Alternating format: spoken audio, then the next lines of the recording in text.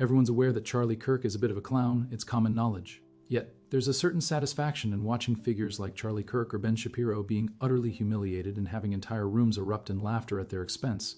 In this clip, we're treated to the sight of a British university professor repeatedly having the audience in stitches as he mocks Charlie Kirk's absurd responses to the questions being posed. Let's check out the entire video, and then I'll share my thoughts with you all.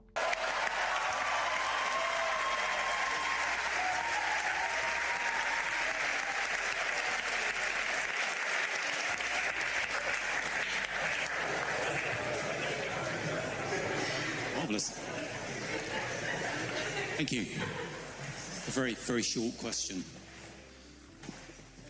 Israel versus Hamas, good guy versus bad guy.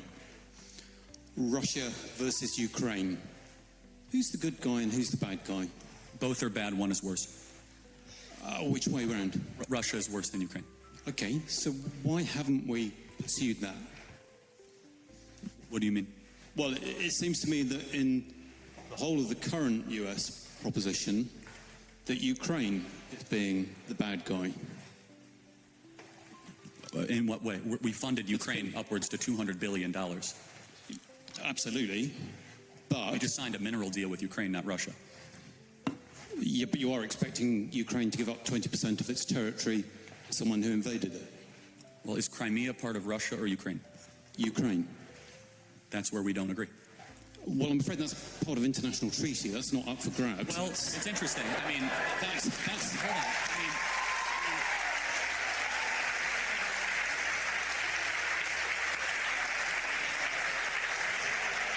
Even Zelensky has said he's willing to give up Ukraine.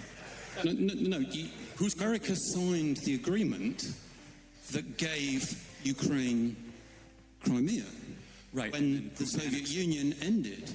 Right. It was done. First of all, it never should have been done. It was largely ceremonial. But however, it was annexed under Obama. Yes, and it was a mistake. And it should be given back to Russia as a sign of good gesture to end this conflict. Okay. But who's currently controlling Crimea? Where was the Russian Navy headquartered in World War II? Where was the end of World War II? This is very important. I'm not doubting that. I'm just saying that if we're being logical on what has happened, that you are now arguing against that flow. And I don't understand it. Because actually, why is Ukraine the bad guy?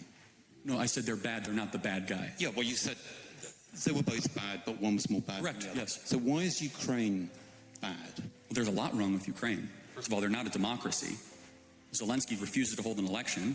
Well, no, he can't hold an election. Oh, wait, did Churchill hold an election during the war? Because under his constitution... Hold on, Lincoln held an election during the war. That's not true. He can call an election. He can call a snap election. He's full dictator of the country. No. Because he knows that the people of Ukraine would kick him out immediately because he's deeply unpopular. In fact, if he wanted to show a statement to the world, he would call an election and win by 80% and say, see, I'm super popular. So that's number one. I have a problem with that. I have a problem with a person being propped up as a government we're sending $200 billion to that refuses even to face his voters. Okay, I can't agree with you factually on that at all. Okay. I mean, constitutionally, Ukraine is not able to hold an election because it's under military law at the moment, and that's just a matter of fact. Again, he can, as a prime minister or president, he can do whatever he wants. He can't. Okay, we're going to just go back and sign an executive order and change their constitution. Okay. Neither can the American president either. So hopefully there's a bit of... He could even do a ceremonial election to see where he actually stands with the people. I think we call those opinion polls. Yes, and they're very negative. Firmly ahead in the opinion. Again, but you would agree that a person that holds on to power without the election of the sovereign is pretty questionable. It seems that even Zelensky has expressed a willingness to part with Ukraine, which is baffling because, come on, wasn't it America that took the step of recognizing Ukraine's claim to Crimea post-Soviet Union? Sure, it was kind of all for show, but later on Obama was in office when Crimea was annexed. And that wasn't supposed to happen. Giving it back to Russia might be seen as a step toward resolving this conflict, yet who's actually in charge of Crimea right now? Remember, where was the Russian Navy based during World War II, right? I don't doubt these facts, but I'm baffled by the argument that Ukraine is somehow at fault here. Let's not be quick to label Ukraine the villain, although you did suggest that both parties are at fault with Ukraine being less so. But what's the root of the trouble with Ukraine? For starters, they don't really operate democratically. Zelensky isn't up for calling an election, though you could counter with, did Churchill organize one during wartime? Lincoln managed to, didn't he? Zelensky has that choice too. He can announce a surprise election because he practically runs the country. But he fears public disapproval, believing they'd vote him out since he's so unpopular. If he wanted to make a point globally, he'd call an election and win it by a landslide, proving his popularity. I'm struggling with our government backing a leader with $200 billion who won't engage voters. I don't see a factual basis for saying Ukraine can't legally hold an election due to martial law. It's just a fact. The Prime Minister can initiate one, though he can't just rewrite the Constitution by decree, similar to how a US president can't. Could he at least arrange a symbolic election to gauge public sentiment?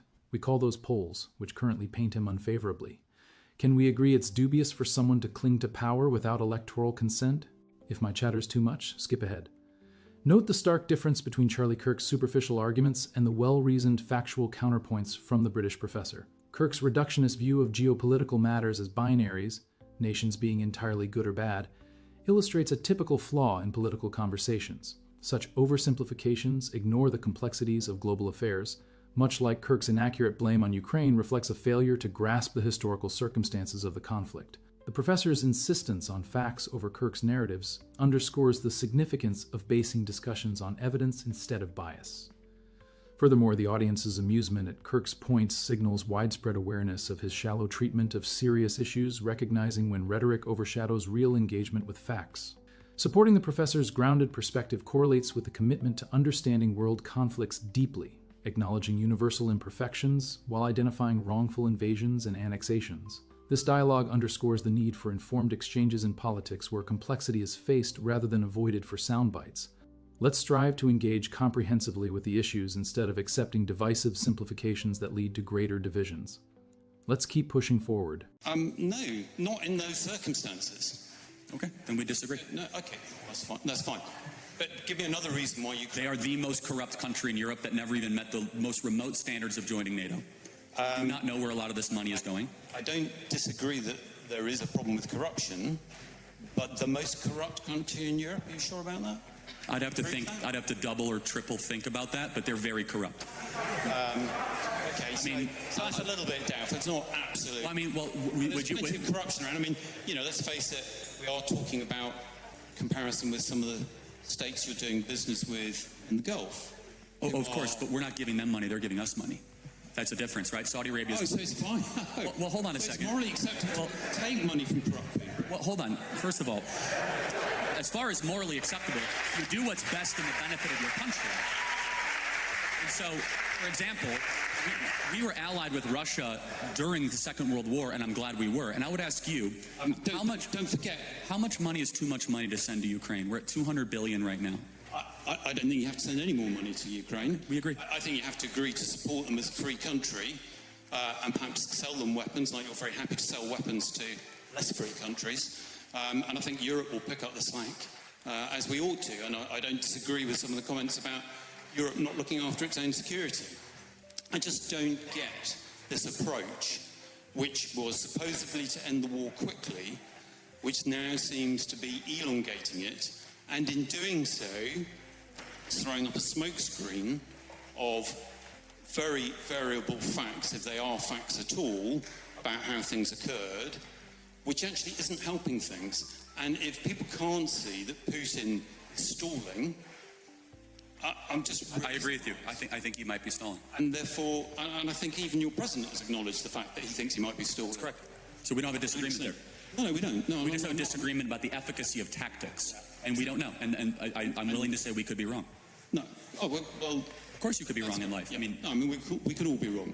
But actually bringing that war to an end consistently actually isn't going very well. And I would just suggest to you that whatever tactics have been used are perhaps not the best. And they are certainly inconsistent with what's going on in the Middle East and how America has been treating parties in the Middle East. But I've had enough of your time. Fair. No, that's a fair contention. Thank you very much. Thank you very much indeed. Thank you. Honestly, I always get a kick out of watching someone like Charlie Kirk face off against someone who actually knows their stuff and has the facts to back it up. It's fascinating to see how these folks falter when they can't successfully push their points or continue spreading conspiracies, misinformation, and disinformation without being called out. Over the last day or two, I've shared a few clips from this Charlie Kirk debate. If you check the description below this video, you'll find the link to the full YouTube channel to watch the entire debate, plus an opening conversation that's quite worth your time. I'm really grateful you've taken a moment to watch this video, and I'm eager to hear what you all think in the comments section below. While you're at it, make sure to hit that subscribe button so you don't miss any new videos, and activate the bell notification too. And of course, give us a thumbs up to help reach as many viewers as possible. Thanks so much, and I'll catch you in the next video.